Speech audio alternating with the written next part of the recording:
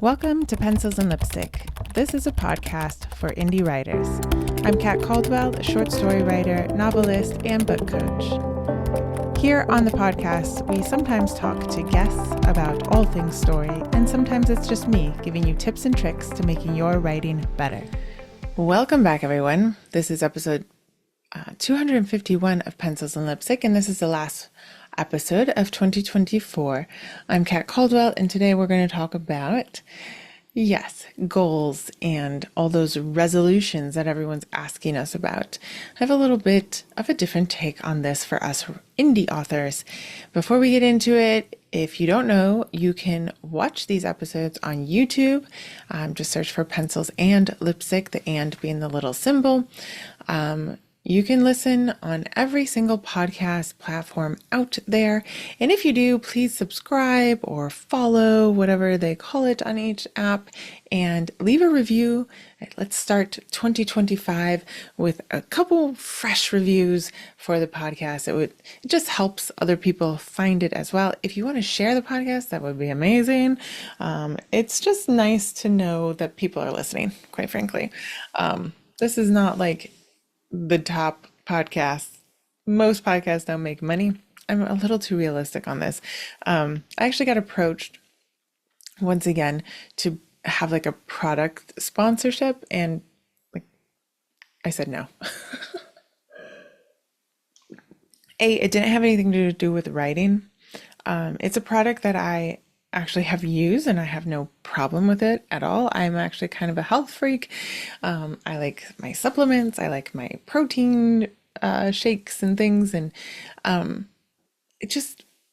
it's not writing, And I like to encourage you guys to stay a little, healthy, get up and move, eat well. I know for me, it's really easy to get tempted to eat a lot of sugar, especially in the wintertime and when I'm writing. I don't know why that's like what I want.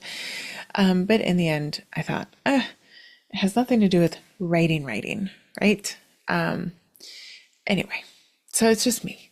And if you have commercials on Spotify, that's because you're not on their pro account. It's not because of me. CBS does not pay me anything.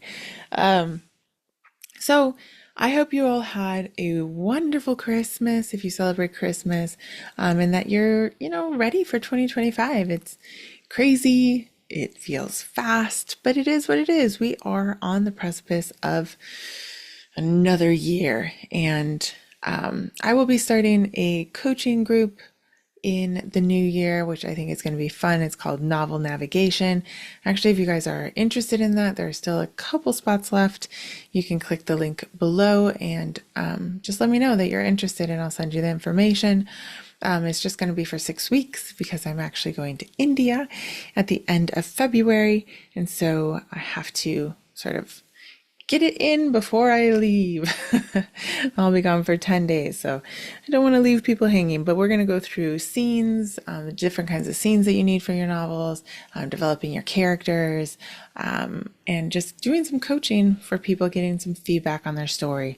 I think that will be a great way to start the year for anyone, especially who's just sort of starting out or struggling with a story, or just hasn't advanced and maybe needs to get back to it and just wants a little push and a little more info. So that's, as far as like coaching, that is what I'm going to do. We will be also doing the Write With Us online retreat. Marcy and I have not set a date for that, but I will tell you as soon as I get the date.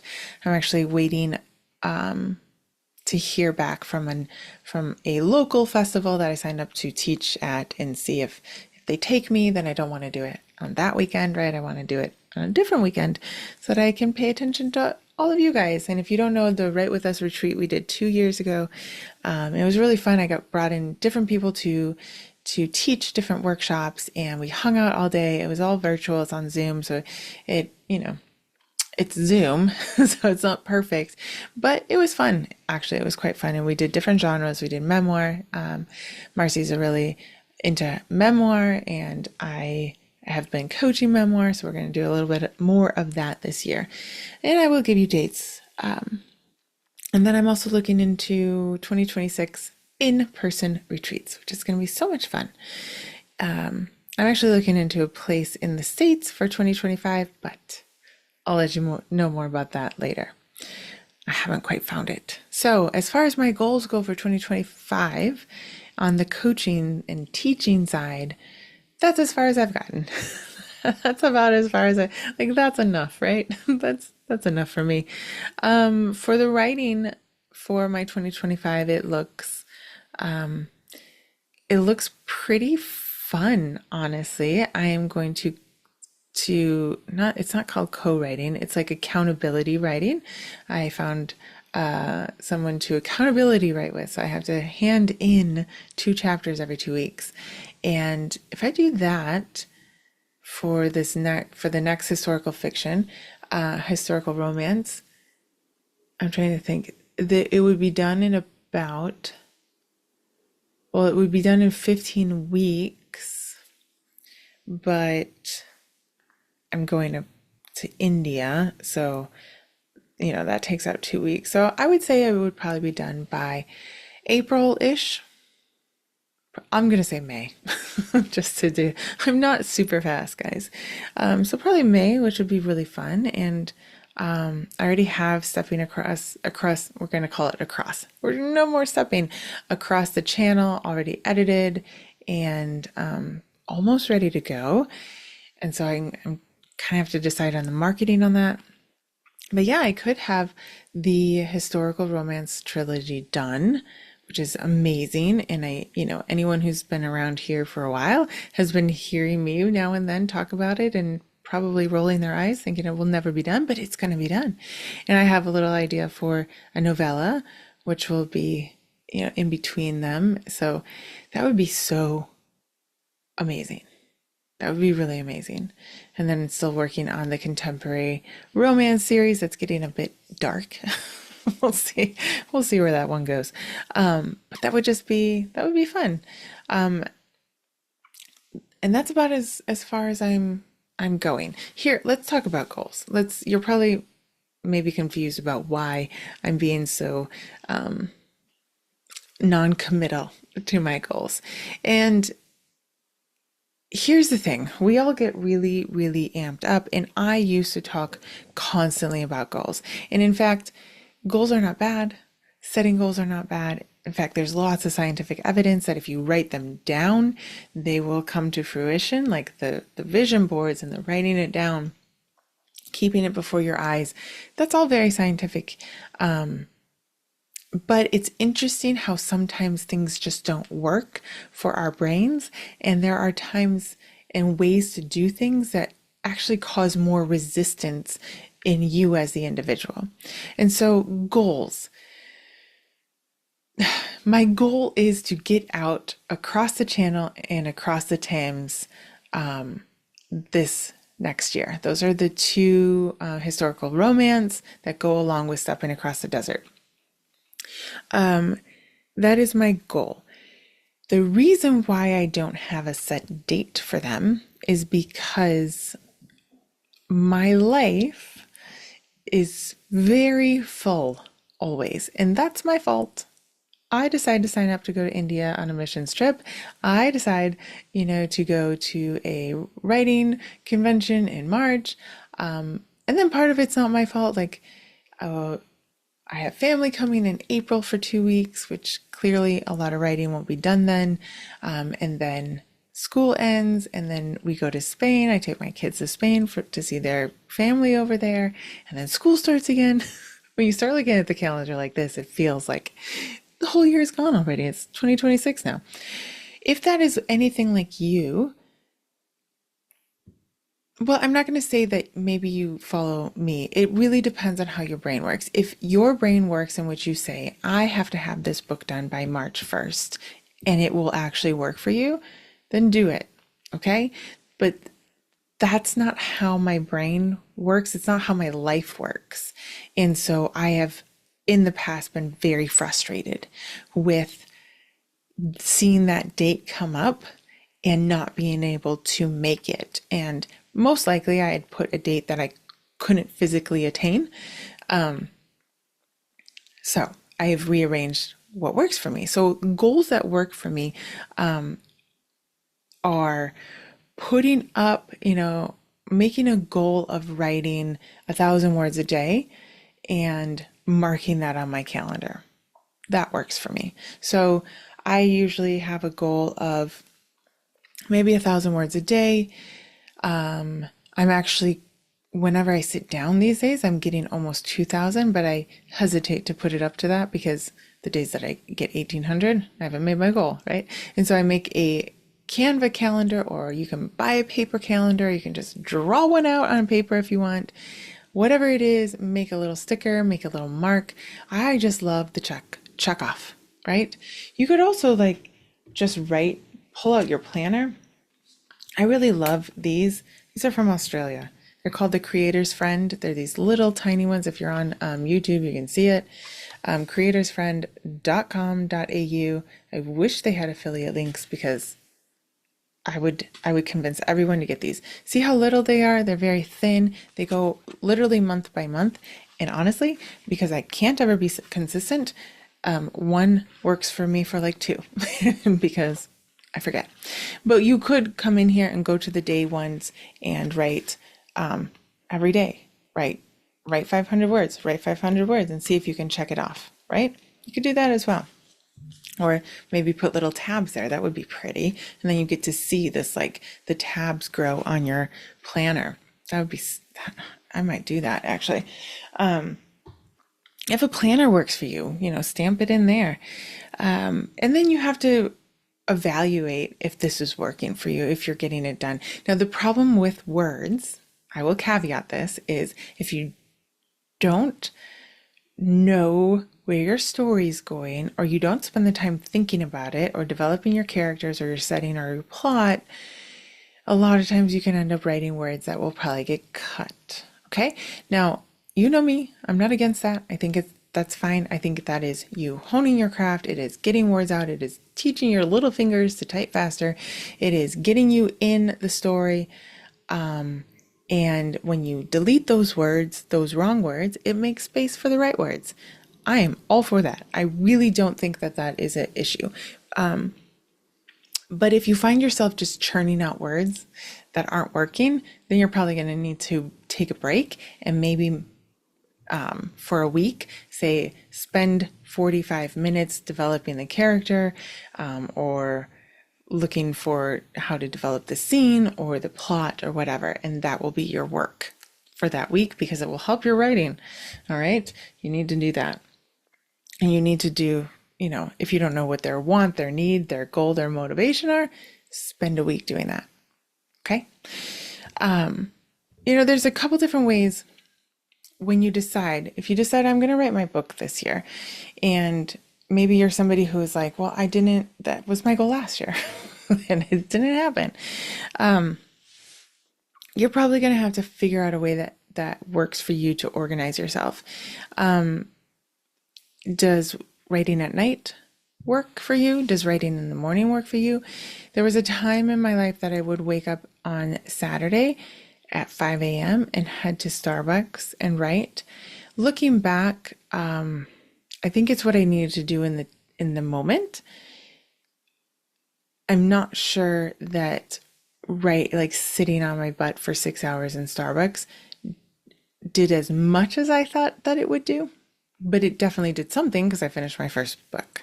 That I don't think that I could have without that. So it's kind of this back and forth. One thing I have learned over the years is sitting for 6 hours is probably not very productive, but sitting for 2 hours is.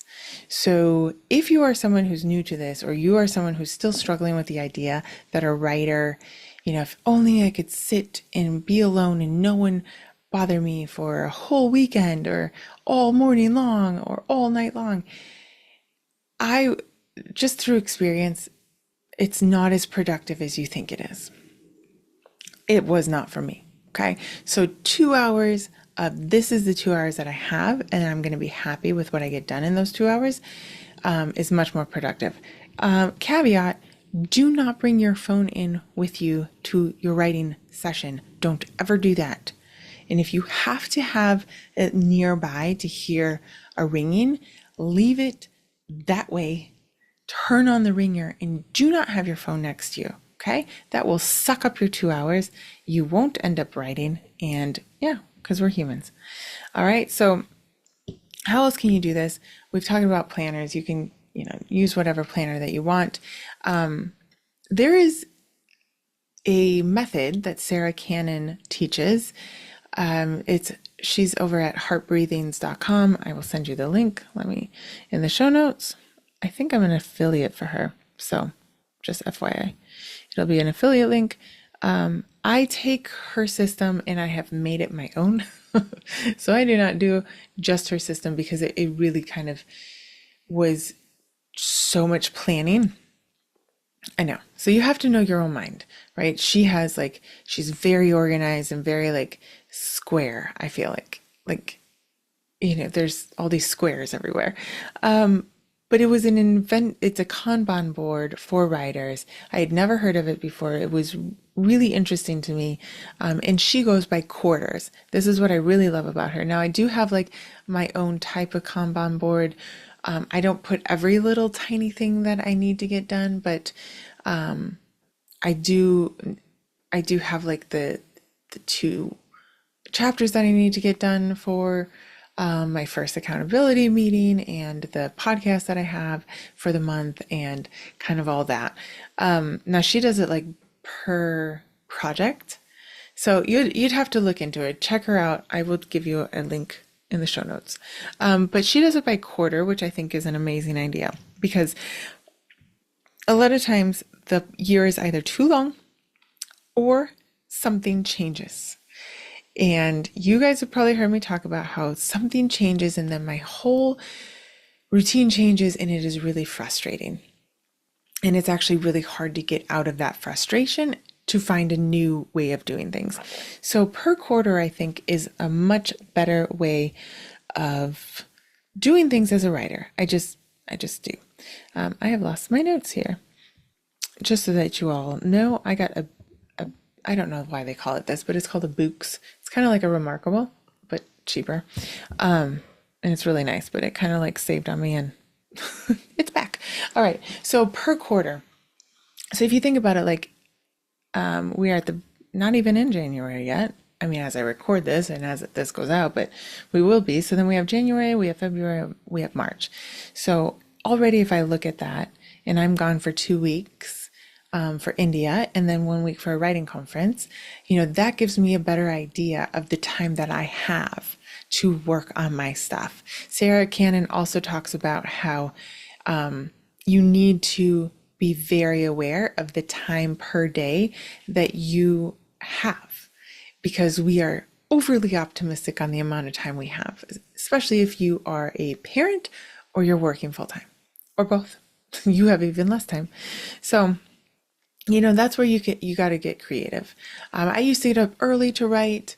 I now don't, but I do try to write it either in the morning or I have to look at my calendar and say, once I pick up the girls, there are no activities and therefore I can get in exactly 1 hour and 1/4. And so that's what I'm going to write. Just depends on the day. I literally have to look at it day by day. But I do encourage you guys to look at it quarter by quarter. Just go to this 1 quarter. What can you get done this quarter? Can you develop your characters? Can you develop your setting? Can you review different ways of expressing emotion? Can you figure out what would be the right career for them to have? Can you figure out more of the plot? Can you figure out the things that are going to go wrong that will push your character into the right decision, right? Is that what you're going to do?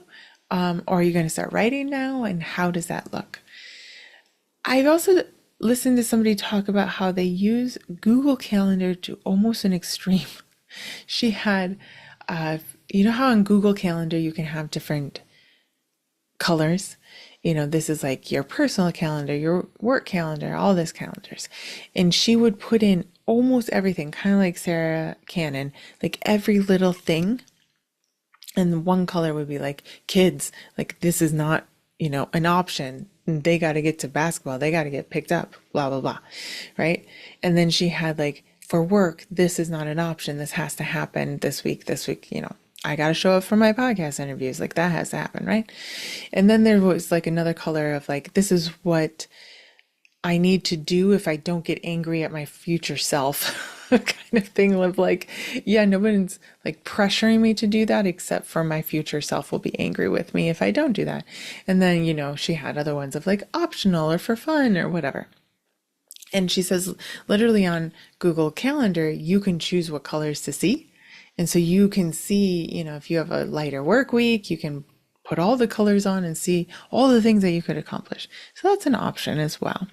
Another option, if you are very lucky to find someone who would do it for a good price, or if you have the money to do it and hire somebody and impact their life that way, get an assistant, get somebody to help you and to organize your life, especially if you're working full time or you are doing other things, help them make you accountable.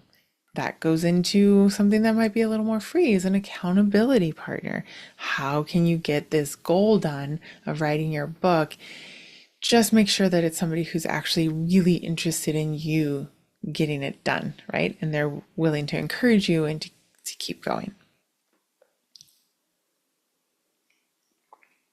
But the other part of this that I like to make big dream goals, telling and reminding myself that they probably aren't going to happen, but it's a good thing to shoot for. The New York Times bestseller. That's been 7 years, still hasn't happened, but I love to say it to myself. But on the other hand, my other brain has to constantly be telling myself to be realistic because I've already been burned by myself in setting my goals. So for me, being realistic, I am leaving for India. I am going to a writers conference. My husband's family is coming to visit us in April. And then I will be taking the kids away for the summer. Now, it's not like I don't write during the summer, but it's a big change, right? That also includes I have to organize trips, I have to organize travel, I have to do this, I have to organize the podcast and have episodes ready to go or whatever that is. So to be realistic of what is possible for you, what are your life circumstances this year? They might be completely open, they might be a little more narrow. So don't do that to yourself where you negate the realism of what your life is, right? I think that you will just frustrate yourself. And so while I love this just like time of year where Americans are just like goals and motivation and find your word for the year and everyone's really peppy about it, it's not worth anything if you're the person who signs up for the gym membership and then never goes again. Right? So we don't want to sign up to write our book and then never sit down to write it. I don't want to hype you up today only for you to completely like let it go next week. That's not my goal here at all. And I don't think that's your goal. What I want is for you to really evaluate how you have accomplished things in the past. All right. Yeah, don't forget all the little things that go on in your life and all the nuances of what's happening. And don't forget that you might need to brush up on some writing skills or story building skills. You also might have to stop attending webinars. You are two different people, right? As you're developing your goals this year, I want you to possibly think or write in your journal about the way that you have accomplished things before and the way that you think that your brain was probably working as you got them done. I think joining Becca Syme's Patreon and being part of her strengths is a really great way to really understand how you get things done. I know not everyone wants to do that, and that's okay. I think that you could, if you're very motivated, really figure out how you tick. There are some people who like even if you incentivize them for a goal, the fact that you gave them a goal makes them not want to do it, right? If you're that person, don't sabotage yourself. You're going to have to figure something else out. Yeah, be realistic. Don't forget the little things. Oh, and don't compare yourself. As everyone this month, probably this next week, is going to release their podcast and their newsletter and their Instagram. It's going to be all about their goals, and they're going to be pushing you and motivating you and saying what they're going to do, and they're going to be announcing big announcements and all this. Do not compare yourself to people who are way beyond in their writing career than you are. It's really easy to do, but it's completely unfair to you. Okay? Most likely, if they are 15, 20 books in, they're making money, they're paying an assistant at that point. If they are able to just write every day as a full-time career, they have a team already behind them doing something. Okay? And if you're not there yet, it's completely unfair to compare yourself to them. So don't do it. It's easier said than done. If you are comparing yourself to somebody who has a different life than you, and you're saying, well, we're the same age, but I'm so much further behind. Well, did you start at the same time? Did you have access to the same things? Does your brain work differently than them? Something is different about you. Okay? And it's okay. I admit that sometimes when I see people much younger than me figure this out so much sooner than me, and they're so much further along than me, that it's hard to not compare myself to them and lament the fact that I wasn't there at that age, and I wasn't there at 2012 when it was easy to publish and sell and get there and get the USA Today, bestseller, sticker, blah, blah, blah. Okay, but it doesn't actually do us any good. It's easy to do. It feels good for a second to get that dopamine depression hit. I don't know what, but it doesn't actually do you any good at all. What you need to do is twist it and motivate yourself into, okay, but here's where I am and here's where I'm going. And guess what? By this time next year, I'm going to be further along. Okay? That's the only thing that's really going to be that helpful. And this year as well, if you find yourself being who did get your book out, maybe you got your third book out and you're starting to move in circles in which people are asking you to do things and wanting to collaborate with you and wanting and asking you these things. Okay, because not all of you are new to writing. A couple of you got your books out or got a couple books out. To you, I want to specifically say, you cannot do everything. You have got to learn to say no. Especially if you are in the romance space, you will probably be approached or feel very tempted to sign up for a couple anthologies or a couple co-writing activities, or to get on the bandwagon of, I'm going to get a book out every other month, just like so-and-so, I can do it. You got to say no to something. You really do. If you decide to do it all, you have to have an assistant. Please, please, please do not kill yourself to write a book. Okay? I love my books. I hope you love your books, but it's not worth killing yourself over. Okay? You have to learn to say no to some stuff. And life might happen. And this is why I like Sarah Cannon looking at it quarter by quarter, right? Something might happen in which you might have to bow out of one of those activities if you overcommit, okay? It is really easy. It's flattering when people approach you to propose a project, propose co-writing, propose anthologies, all these things. It's really flattering. I get it. But I've seen too many times where people have overcommitted themselves. I myself have overcommitted myself. I'm really high on responsibility though. And so I will wear myself out. And that is where I then learned to say no to things. And in the last few years, I haven't done a whole lot. Now I might get back to it, but you have to be realistic with your energy level, with your real life demands, with what your calendar already looks like, And don't be flattered into committing to things before you think about it. Okay?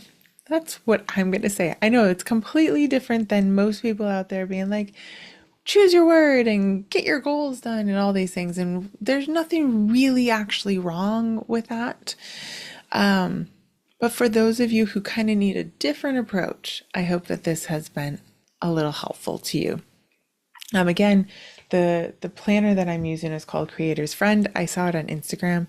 Trying to hold that up for you. creatorsfriend.com.au.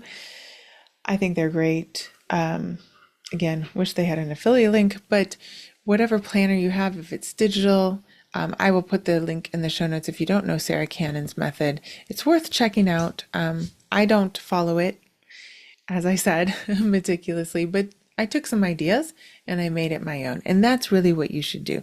You take the ideas that people have, the motivation that they have, the goal planning that they have, whatever they have, and allow yourself, this is the permission, to make it your own, to adapt it to who you are and how your life is.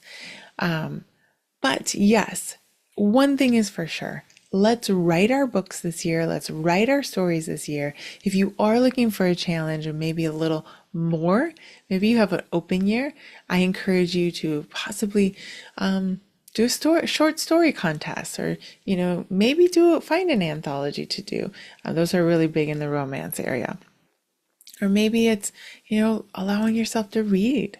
Maybe you have some time to read. So let's end it with that. You might need to find some time to put in goals of fun as well, because life shouldn't all be about work, even though we do have fun writing, right? But sometimes we need a little fun and vacation.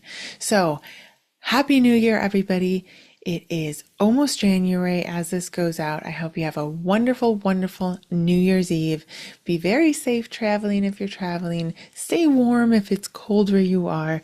And I will see you in the new year. We're going to keep talking about storytelling in our books, and we're going to have quite a few people coming in and just having conversations about the publishing industry, about the writing life that we lead, about what marketing and advertising and traditional publishing, so many things. It's going to be great. But until then, have a very wonderful last few days of 2024. Ring in 2025 with some anticipation and excitement. It's going to be a great year because we're going to make it a great year.